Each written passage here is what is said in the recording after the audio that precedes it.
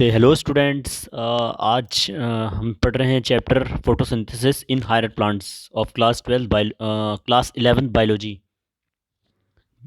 Photosynthesis के बारे में यह चैप्टर है।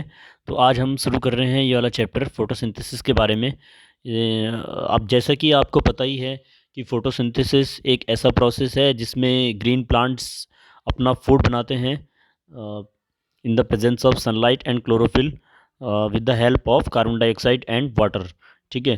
तो इसमें ब्रीफली पढ़ेंगे फोटोसिंथेसिस के बारे में। तो ये देखिए, इसमें एनर्जी रिक्वायर्ड जो होती है सारे लिविंग ऑर्गेनिज्म द्वारा, वो डायरेक्टली और इनडायरेक्टली जो आती है वो सनलाइट से आती है। ठीक है। इसलिए जो सनलाइट होती है बहुत इंपॉर्टेंट रोल प्ले करती है। अ, एक तो कार्बन डाइऑक्साइड के फिक्सेशन में, जो कि क्या करता है, सोलर एनर्जी को कन्वर्ट कर देते हैं केमिकल एनर्जी में। ठीक है। और वाटर भी बहुत इंपॉर्टेंट रोल प्ले करते हैं इसमें फोटोसिंथेसिस के प्रोसेस में। ठीक है। सनलाइट भी इंपॉर्टेंट रोल प्ले करती है, वाटर भी। ठीक है। कुछ बैक्टीरिया ऐसे होते हैं जैसे कि और कुछ प्रोटिस्टेंस ऐसे होते हैं जो uses the energy from sunlight to produce sugar. वो सनलाइट की एनर्जी को यूज़ करते हैं और शुगर को प्रोड्यूस करते हैं। ठीक है। और फिर सेलुलर रेस्पिरेशन से वो क्या करते हैं, एटीपी प्रोड्यूस करते हैं, और जो कि उनकी एनर्जी का एक सोर्स होता है। ठीक है। इस तरीके से हम देख सकते हैं कि एक तो दो रीज़न से काफ़ी इम्पोर्टेंट है फोटोसिंथेसिस। एक तो ये प्राइमरी सोर्स है फूड का पूरी अर्थ के लिए।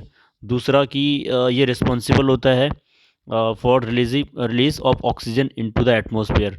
मतलब ये ऑक्सीजन रिलीज़ करने के लिए होता है फोटोसिंथेसिस।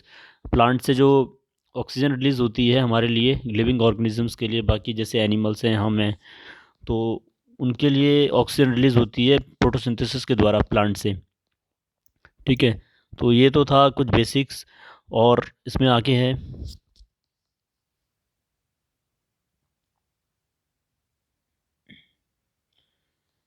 अब इसमें क्या क्या रिक्वायरमेंट होती है फोटोसिंथेसिस के प्रोसेस के लिए। ठीक है। तो CO2 इसमें बहुत ज़रूरी है ग्रीन प्लांट्स के लिए, और क्लोरोफिल, एंड इसके अलावा लाइट है, सनलाइट, और वाटर। वाटर भी बहुत ज़रूरी है। ठीक है।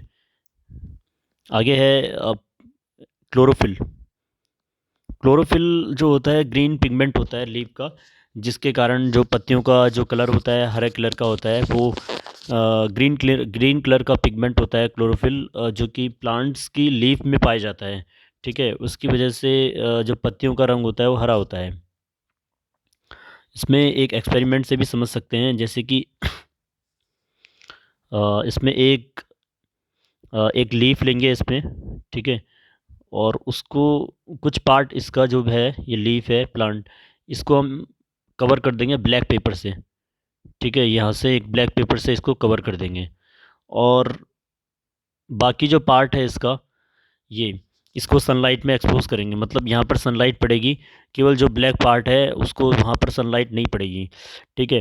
फिर कुछ टाइम बाद क्या करेंगे, इस ब्लैक पेपर को हटा देंगे। ठीक है। अब यहाँ पर क्या हो गया, फिर हम इसमें एक टेस्ट करेंगे, यहाँ पर स्टार्च डालेंगे यहाँ पर। ठीक है। और यहाँ पर भी, सॉरी, यहाँ पर आयोडीन सॉल्यूशन डालेंगे, आयोडीन आयोडीन सॉल्यूशन। और यहाँ पर भी डालेंगे जहाँ पर हमने कवर किया था ब्लैक पेपर से। ठीक है। तो हम थोड़े फिर इसमें हम देखेंगे कि जहाँ पर ये एक्सपोज पार्ट था, जो जहाँ पर सनलाइट पड़ रही थी, वहाँ पर क्या हो रहा था, फोटोसिंथेसिस हो रही थी, और वहाँ पर क्लोरोफिल था। तो इसकी वजह से जो ब्राउन कलर है आयोडीन का, वो हो जाएगा ब्लू ब्लैक कलर, जहाँ पर सनलाइट पड़ रही थी। और जबकि जहाँ पर कवर पार्ट था, यहाँ पर आयोडीन सॉल्यूशन डालने के बाद क्या देखा कि कोई कलर में चेंज नहीं हुआ। ठीक है। ब्लू ब्लैक ब्लैक कलर का वो चेंज नहीं हुआ कलर। इससे ये पता चलता है कि जहाँ पर सनलाइट पड़ी है वहाँ पर फोटोसिंथेसिस प्रोसेस हुई है, वहाँ पर स्टार्च बना है, क्योंकि आयोडीन सॉल्यूशन स्टार्च की प्रेजेंस में ही ब्लू ब्लैक कलर देता है। तो जहाँ पर डी स्टार्च था, मतलब जहाँ पर कोई स्टार्च नहीं बना, जो कि कवर पार्ट था, वहाँ पर कोई कलर चेंज नहीं हुआ, क्योंकि वहाँ पर सनलाइट नहीं पड़ी तो क्या हुआ, वहाँ पर क्लोरोफिल नहीं हुआ वहाँ पर फिर, क्योंकि फोटोसिंथेसिस नहीं हुई। फोटोसिंथेसिस वही होती है जहाँ पर क्लोरोफिल होता है। ठीक है। तो इसलिए क्लोरोफिल बहुत ज़रूरी है। Occurred only in green parts of the presence of, एक तो क्लोरोफिल की प्रेजेंस होना बहुत ज़रूरी है, दूसरा कि सनलाइट का होना बहुत ज़रूरी है, जिसके कारण फोटोसिंथेसिस प्रोसेस होगी। ठीक है। नेसेसिटीज़ ऑफ कार्बन डाइऑक्साइड, अब कार्बन डाइऑक्साइड की क्या ज़रूरत है, इसका भी एक एक्सपेरिमेंट है। इसमें एक एक्सपेरिमेंट दिया गया था। मॉल ने एक कंटेनर लिया जो कि बिल्कुल बंद था, इसमें एक पत्ती डाली प्लांट की, ठीक है, और यहाँ पर डाला कॉटन, इसमें KOH डाला, KOH से सोक किया इसमें, ठीक है, इस कॉटन को, जो कि कार्बन डाइऑक्साइड को एब्जॉर्ब करता है। और एक पत्ती इन्होंने लीव्स जो है बाहर इन्वायरमेंट में रखी, जिस पे कि सनलाइट भी पड़ रही थी। ठीक है। यहाँ पर सिर्फ सनलाइट जा सकती है, लेकिन एयर नहीं आ सकती है इस कंटेनर में, ठीक है, जिसमें इन्होंने एक लीफ रखी है। कुछ टाइम बाद देखेंगे जब इस लीफ को बाहर निकालेंगे और इनमें आयोडीन सॉल्यूशन डालेंगे, ठीक है, जो इसमें जो आयोडीन सॉल्यूशन डाला उसमें कोई कलर चेंज नहीं होगा जो कंटेनर के अंदर था, और जबकि जो बाहर था, बाहर वाली लीफ थी, उसमें जब आयोडीन सॉल्यूशन डालने के बाद उसमें कलर चेंज हो गया, उसका ब्लू ब्लैक कलर का आ गया। तो ये से पता चला कि कार्बन डाइऑक्साइड वहाँ पर मिल रही थी वहाँ पर बाहर इन्वायरमेंट में, उस पत्ती को, उस लीफ को, जो कि एक्सपोज किया गया था सनलाइट में बाहर इन्वायरमेंट में। लेकिन जो कंटेनर के अंदर था उसमें कोई कलर चेंज नहीं हुआ, क्योंकि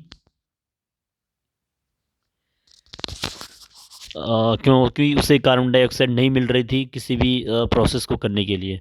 ठीक है, तो इसलिए अवेलेबिलिटी ऑफ जो मॉल ने ये देखा कि जो मॉल साइंटिस्ट हैं उन्होंने ये देखा कि कार्बन डाइऑक्साइड बहुत ज़रूरी है फोटोसिंथेसिस प्रोसेस के लिए।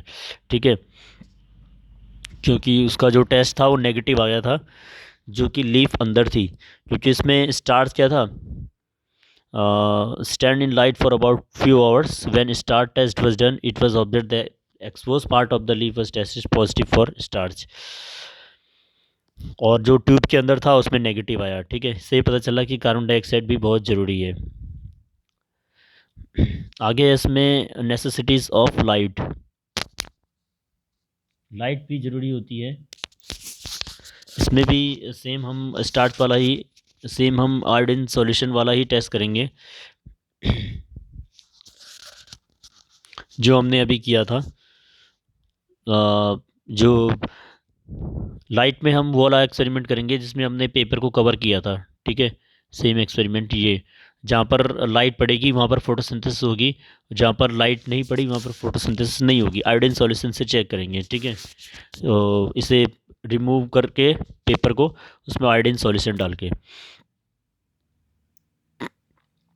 नेसेसिटीज़ ऑफ वाटर, ठीक है,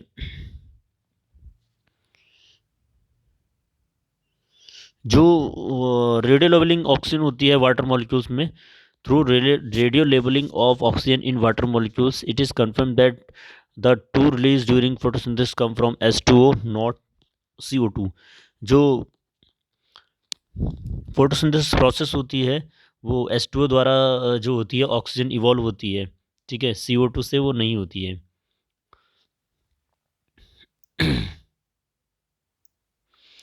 अर्ली एक्सपेरिमेंट,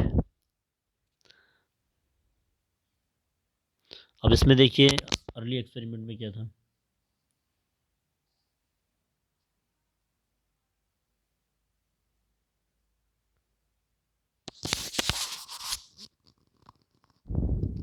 पहले ये देखा जाता था कि जो रिसर्चर्स ये मानते थे कि जो ग्रीन प्लांट्स होते हैं वो नरिशमेंट लेते हैं सॉइल से। ठीक है, सॉइल से बाय मींस ऑफ रूट्स के ज़रिए। फिर सिंपल एक्सपेरिमेंट आए इस प्रोसेस को समझने के लिए, ताकि इसमें केवल न्यूट्रिशन ही ज़रूरी नहीं होता, और भी चीज़ें ज़रूरी होती है इस प्लांट्स के लिए, ये देखा गया था। बाद में जब एक्सपेरिमेंट हुए थे, तो ये कुछ एक्सपेरिमेंट है जो दिया गया था, इस पे आप समझ लेते हैं। जोसेफ प्रिस्टले ने, इन्होंने ये बताया था कि 1770s में इन्होंने एक्सपेरिमेंट किया था अपना। इन्होंने एक एक्सपेरिमेंट किया था एक चूहे के ऊपर, जिसमें उन्होंने देखा था कि जो growth of the green plants की ग्रोथ के लिए क्या ज़रूरी है, एक तो एयर ज़रूरी होता है। ठीक है, और विदाउट एयर जो होता है हम सर्वाइव जो प्लांट्स है वो ग्रो नहीं कर पाते हैं। और लिविंग ऑर्गेनिजम्स के लिए भी एयर क्या होती है, ज़रूरी होती है। ठीक है, उन्होंने देखा था कि जैसे ये है, एक उन्होंने एक जार लिया था जो कि बिल्कुल क्लोज था, दूसरा भी जार लिया था जो भी क्लोज था, जो कि क्लोज था। ठीक है, और इसमें आप यहाँ से देख सकते हैं। ठीक है, और उन्होंने एक और जार लिया था जो कि ये एक और जार लिया था जो कि जिसमें जो दोनों क्लोज थे, लेकिन सेकंड वाले जार में उन्होंने एक मिंट का पौधा रखा, मिंट प्लांट जो होता है, पुदीना, और कैंडल और माउस। फिर ठीक है, लेकिन पहले वाले में उन्होंने क्या किया था, सिर्फ यहाँ पर एक माउस रखा था, कैंडल और माउस। पहले वाले इसमें क्या हुआ, माउस मर गया था कुछ टाइम बाद, क्योंकि जो इसकी फॉल इस गैस थी कैंडल की, वो यहाँ पर बढ़ती गई, और जिसके कारण इसकी जो चूहा जो था वो मर गया था। लेकिन सेकंड वाले में क्या हुआ, जो इसकी फॉल गैस थी, फॉल स्मेल थी, जो गैस बनी थी कैंडल द्वारा, वो मिंट द्वारा एब्जॉर्ब हो रही थी, क्योंकि ये क्या कार्बन डाइऑक्साइड एब्जॉर्ब कर देते हैं प्लांट्स। ठीक है, और इसकी जो कार्बन डाइऑक्साइड थी वो माउस एब्जॉर्ब, इससे जो रिलीज ऑक्सीजन हो रही थी वो माउस एब्जॉर्ब कर रहा था। ठीक है, कैंडल से जो ये बन रही थी गैस, वो मिंट का प्लांट जो है एब्जॉर्ब कर रहा था, और इससे जो कार्बन डाइऑक्साइड निकल रही थी वो क्या कर रहा था, माउस ले रहा था, इनहेल कर रहा था। तो इससे क्या हुआ, वहाँ पर ये माउस सरवाइव कर गया, और जबकि पहले वाले में क्या हुआ, वो माउस मर गया, क्योंकि वहाँ पर कोई प्लांट्स नहीं था गैस एक्सचेंज करने के लिए। तो उन्होंने एक्सपेरिमेंट में अपने देखा ये कि जो माउस रेस्पिरेशन कर रहा था, और जो कि प्योर एयर से प्योर एयर उससे मिल रही थी मिंट प्लांट से। ठीक है, आगे है जैन। एक और एक्सपेरिमेंट दिया था जैन इग्निस हाउस ने 1730 1799 में। उन्होंने एक्सपेरिमेंट दिया था कि जो ग्रीन प्लांट्स होते हैं वो सनलाइट की प्रेजेंस में क्या करते हैं, ऑक्सीजन को इवॉल्व करते हैं। ठीक है,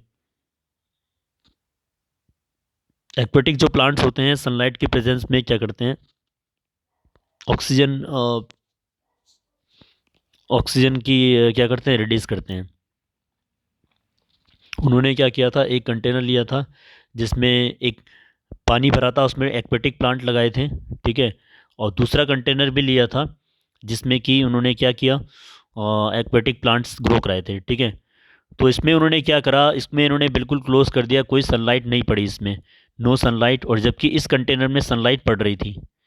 ठीक है, इस कंटेनर में से थोड़ा और साफ बना लेते हैं। यहाँ पर उन्होंने दो कंटेनर लिए, यहाँ पर कुछ प्लांट्स ग्रो कराए। ठीक है, जो कि पानी में उगने वाले थे, और एक और कंटेनर लिया जिसमें कि प्लांट्स ग्रो करवाए, जो कि एक्वेटिक प्लांट्स थे जो पानी में ग्रो करने वाले। लेकिन इसमें उन्होंने सनलाइट की एक्सपोज कराई सनलाइट से लेकिन इसको पूरा बंद कर दिया, इसमें कोई सनलाइट नहीं आई। तो कुछ टाइम बाद इन्होंने देखा यहाँ पर वाटर बबल्स बनने लगे थे, लेकिन इसमें कोई वाटर बबल्स नहीं बने थे। जिसमें सनलाइट नहीं पड़ रही थी कंटेनर में, उसमें कोई वाटर बबल्स नहीं पड़ रहे थे, बन रहे थे। लेकिन सेकंड वाले में वाटर बबल्स बन रहे थे, क्यों, क्योंकि इसमें क्या हो रहा था, ऑक्सीजन इवॉल्व हो रहा था। ठीक है, सनलाइट की वजह से। तो इससे इन्होंने अपने कंक्लूज़न ये निकाला कि सनलाइट बहुत ज़रूरी होती है। ऑक्स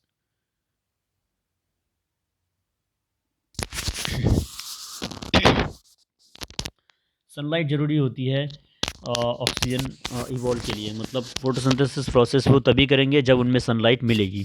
ठीक है, आगे है इसमें,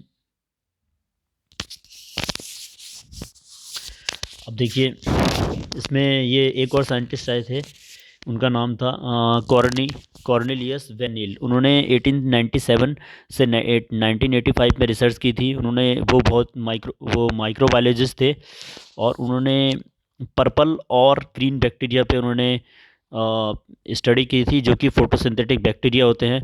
उन्होंने ये देखा था कि जैसे ये रिएक्शन है, उन्होंने देखा था जैसे कि अगर ये H2A है, H2A के बदले अगर आप H2S लेते हैं, जहाँ पे सॉरी, ये अगर H2S है, सल्फ़र बैक्टीरिया है। ठीक है, प्लस इसकी रिएक्शन वो करते हैं कार्बन डाइऑक्साइड से in the presence of light. ठीक है, तो उससे क्या बनेगा, ये 2s, इसमें बनेगा s,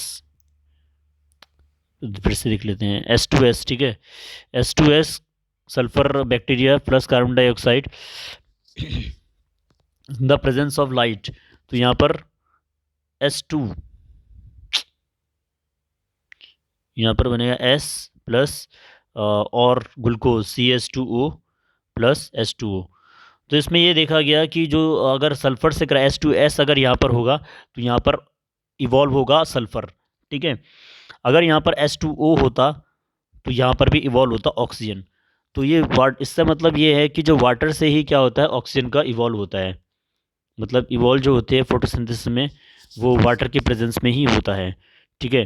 अगर जैसे हम सिंपल रिएक्शन लिखते हैं H2O प्लस CO2, तो उसमें क्या होता है, उसमें बनता है CH2OH ग्लूकोज, ठीक है, और ऑक्सीजन और वाटर, ठीक है।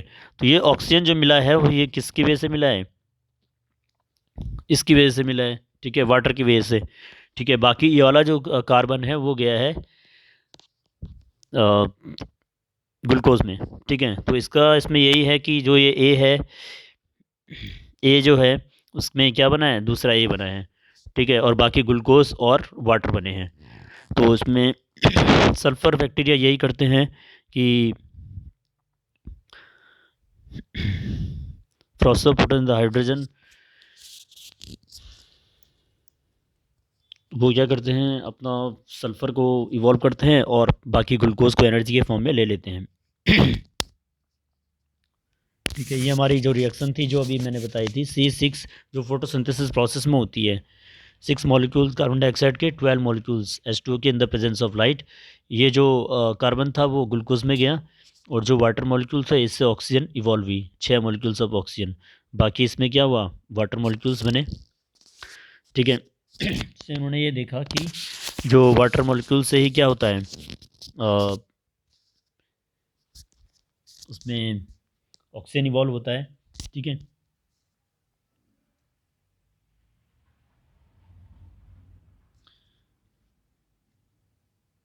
अब हम इसमें पढ़ेंगे पिगमेंट जो इन्वॉल्व होते हैं, ठीक है, फोटोसिंथेसिस में। अब पिगमेंट्स का काम होता है कलर देना, डिफरेंट शेड्स प्रोवाइड कराना, green leaves in different plants में, ठीक है, अलग अलग कलर प्रोवाइड कराना। और ये पिगमेंट जो होते हैं सेपरेट किए जा सकते हैं क्रोमेटोग्राफिक टेक्निक से, जैसे पेपर क्रोमेटोग्राफी है, ठीक है। आगे इसमें कुछ प्राइमरी पिगमेंट्स होते हैं और कुछ एसेसरी पिगमेंट होते हैं। प्राइमरी पिगमेंट्स वो होते हैं जो मेन मॉलिक्यूल्स होते हैं, ठीक है, फोटो सिस्टम के, जैसे कि जो फोटो सिस्टम होता है जो और उसमें इम्पॉर्टेंट जो क्लोरोफिल है, इम्पॉर्टेंट जो पिगमेंट्स है वो क्लोरोफिल ए और क्लोरोफिल बी है, ठीक है। कुछ एसेसरी पिगमेंट्स होते हैं जो कि सपोर्ट करते हैं प्राइमरी पिगमेंट्स को, जैसे जेंथोफिल एंड कैरोटिनॉइड्स, ठीक है। A cinematographic separation of the leaf pigment shows that it is not only a single pigment which is responsible for the color. Instead, the different shade of leaf due to the different pigment ability to, सब pigments में अलग अलग ability होती है light को एब्जर्व करने के लिए, ठीक है। जैसे कि इसमें देख सकते हैं आप डिफरेंट पिगमेंट जो हैं, different pigments present in leaf describe. अब क्लोरोफिल ए है, इसका ये फार्मूला है, और ये ब्राइट और blue colour, this is a bright और ब्लू ग्रीन इन क्रोमेटोग्राम्स, ठीक है। कैसे हो जाता है, ब्राइट और ब्लू ग्रीन जो कलर होता है वो क्लोरोफिल ए की वजह से होता है। Chlorophyll b, this is yellow green in colour, yellow green होता है, और जैंथोफिल येलो कलर का होता है, ठीक है। और ये ऑक्सीडाइज कैरोटिनॉइड्स होते हैं। तो ये थे, तो ये अलग अलग पिगमेंट्स और अलग अलग कलर। ऐसे ही इसमें और देखेंगे हम अब स्पेक्ट्रम के बारे में पढ़ेंगे, एब्जॉर्प्शन स्पेक्ट्रम और एक्शन स्पेक्ट्रम। पहले हम पढ़ेंगे एब्जॉर्प्शन स्पेक्ट्रम, ठीक है। ये क्या है एब्जॉर्प्शन स्पेक्ट्रम, ये curve, it is the curve that shows amount of different wavelength. ये एक कर्व होता है, ये एक कर्व है जो कि क्या है, different wavelength of light absorb करती है। अलग अलग वेवलेंथ पे अलग अलग light absorb, wavelength of light जो होती है एब्जॉर्ब किए जाते हैं सब्सटेंस द्वारा। जैसे कि क्लोरोफिल ए में जो एबिलिटी होती है एब्जॉर्ब करने की, वो डिफरेंट वेवलेंथ होती है। ठीक है, क्लोरोफिल ए का जो एब्जॉर्प्शन होता है मैक्सिमम होता है 450 नैनोमीटर की लाइट पे वो क्या करते हैं, एब्जॉर्प्शन करते हैं। ठीक है, और जैसे कि आप इसमें आप देख सकते हैं, इसमें देखिए पिगमेंट्स है, graph showing the absorption spectrum of chlorophyll a b and carotenoids. ये देखिए अलग अलग सब्सटेंस जो कि अलग अलग कह सकते हैं कि क्लोरोफिल है, उनका एब्जॉर्प्शन जो होता है अलग अलग रेंज पे होता है, अलग अलग वेवलेंथ ऑफ लाइट में होता है। जैसे कि इसमें आप देख सकते हैं जो जो क्लोरोफिल बी है वो मैक्सिमम एब्जॉर्प्शन है, यहाँ पर देखिए वो 400 से 500। और कैरोटीनॉइड्स का देखिए यहाँ पर 400 करीबन है, और 600 यहाँ पर 700 में देखिए क्लोरोफिल ए का एब्जॉर्प्शन यहाँ पर है, कैरोटीनॉइड्स का यहाँ है, और क्लोरोफिल बी का इस रेंज पे है। ठीक है, सबसे नेक्स्ट, और ये है absorption of light by chlorophyll by chloroplast pigment. ये क्लोरोप्लास्ट के पिगमेंट है, इनका एब्जॉर्प्शन और इनकी वेवलेंथ ऑफ लाइट, इस वेवलेंथ ऑफ लाइट में वो एब्जॉर्ब कर रहे हैं। ठीक है, अब आगे है इसमें absorption spectrum is constituted by the pigment like violet. Absorption spectrum जो होता है वो इन कलर पे एब्जॉर्ब करता है, violet, blue, orange and red. ठीक है, यानी कि 400 पे क्या करेंगे वायलेट, और 500 वेवलेंथ पे ब्लू कलर एब्जॉर्ब करेंगे, और ऑरेंज का 600 से 700 नैनोमीटर पे। एक्सन स्पेक्ट्रम क्या होता है, ये एक कर्व है जो कि बताते हैं कि फोटोसिंथेसिस प्रोसेस कहाँ पर ज़्यादा हो रहा है, कहाँ पर कम हो रहा है, डिफरेंट वेवलेंथ ऑफ लाइट में। ठीक है, वेवलेंथ एट मैक्सिमम फोटोसिंथेसिस कहाँ पर हो रहा है, और ये हो रहा है अगर at blue, violet and red wavelength पे। ठीक है, रेड वेवलेंथ पे ज़्यादा होता है, और ब्लू और वायलेट इन ए प्लांट। ठीक है, मैक्सिमम एब्जॉर्प्शन हो रहा है फोटोसिंथेसिस का किस वेवलेंथ पे हो रहा है। ठीक है, और graph showing action spectrum photosynthesis, spectrum of photosynthesis. ठीक है, ये 400 नैनोमीटर पे है, ये 500, 600 एंड 700। यहाँ पर ये है रेट ऑफ, आप देख सकते हैं rate of photosynthesis measured by oxygen release. जितना फोटोसिंथेसिस ज़्यादा होगा उतनी ज़्यादा क्या होगी, ऑक्सीजन रिलीज होगी। ठीक है, देखिए फोटोसिंथेसिस यहाँ पर ज़्यादा हो रहा है, फिर यहाँ कम हो रहा है, फिर यहाँ ज़्यादा हो रहा है। ठीक है, इस तरीके से फोटोसिंथेसिस का मेजरमेंट कर सकते हैं, कहाँ पर ज़्यादा हो रहा है, कहाँ पर कम हो रहा है। तो इसमें hence is concluded that chlorophyll a जो है वो सबसे मेजर पिगमेंट है, मेन पिगमेंट है। ठीक है, इसका मेजर ये रिस्पॉन्सिबल होता है फोटोसिंथेसिस के लिए। और action spectrum of photosynthesis which closely to the absorption of, इसका क्या है कि क्यों ज़रूरी है, क्योंकि सबसे ज़्यादा एब्जॉर्प्शन किस में होता है, क्लोरोफिल ए का ही सबसे ज़्यादा एब्जॉर्प्शन होता है, सबसे ज़्यादा वेवलेंथ ऑफ लाइट में। ठीक है,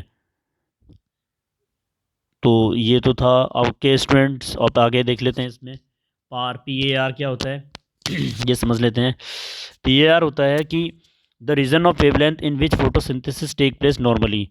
जिस वेवलेंथ ऑफ लाइट में फोटोसिंथेसिस नॉर्मली होता है, ठीक है, वो क्या होता है, वो रेंज होती है 0.4 माइक्रोमीटर से 0.7 माइक्रोमीटर, जो कि 400 से 700 नैनोमीटर होता है। ठीक है, इस वेवलेंथ पे क्या होता है, नॉर्मल फोटोसिंथेसिस होता है, उसे कहते हैं photosynthetically active radiation. Active radiation, ठीक है, नाम से ही समझ सकते हैं आप। जिस वेवलेंथ ऑफ लाइट पे, जिस वेवलेंथ ऑफ वेवलेंथ रीजन पे क्या होता है, जिस रीजन पे जो वेवलेंथ होती है उस रीजन, मतलब जैसे इस रीजन पे होती है, ठीक है, 400 से 700, उस पर नॉर्मली होता है फोटोसिंथेसिस, उसी को ही पार बोलते हैं, PAR। अब एसिमिलेटरी पावर क्या होती है, the chemicals ATP and NADPH synthesise in photosynthesis. आपको पता ही है ATP और NADPH बनता है फोटोसिंथेसिस में, उसको बोलते हैं एसिमिलेटरी पावर। ठीक है, ये क्या होता है, एनर्जी का सोर्स होता है ना ATP, and they are use in the process to reduce carbon dioxide into carbohydrate. वो इसलिए भी यूज़ होते हैं इस प्रोसेस में ताकि कार्बन डाइऑक्साइड को रिड्यूस कर सकें इनटू कार्बोहाइड्रेट, कार्बोहाइड्रेट से वो कार्बन डाइऑक्साइड को रिड्यूस कर सकें। ठीक है, अब देखिए इसमें आगे हम light reaction, dark reaction next video में हमने पढ़ चुके हैं। तो आज के इस वीडियो में इतना ही है स्टूडेंट्स। Okay, thank you.